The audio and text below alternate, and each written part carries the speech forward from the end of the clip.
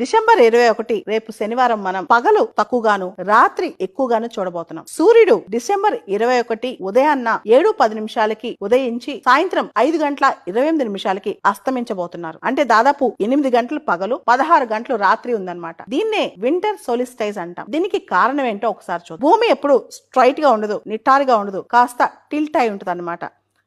దీనికి సంబంధించి భూమి తన చుట్టూ తాను తిరుగుతూ సూర్యుని చుట్టూ తిరుగుతుంటది. కానీ ఎప్పుడు ఎల్లవెల్లా ఒకే రకంగా సూర్యరశ్మి భూమిని తాకదు. దీనివల్లే మనకి కాలాలు సీజన్స్ కూడా వస్తుంటాయి, మారుతుంటాయి అన్నమాట.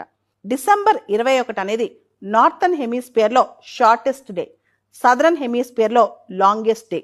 అయితే సూర్యుడు భూమధ్య రేఖ దగ్గరికి సంవత్సరంలో 2 సార్లు వస్తాడు. ఒకటి మార్చిలో, 2 సెప్టెంబర్లో. దాన్నే ఈక్వినాక్స్ అంటాం. మార్చిలో వచ్చేదాన్ని స్ప్రింగ్ ఈక్వినాక్స్ లేదా వర్నల్ ఈక్వినాక్స్ అంటాం. సెప్టెంబర్లో వచ్చేదాన్ని ఆటమ్ లేదా ఫాల్ ఈక్వినాక్స్ అంటాం.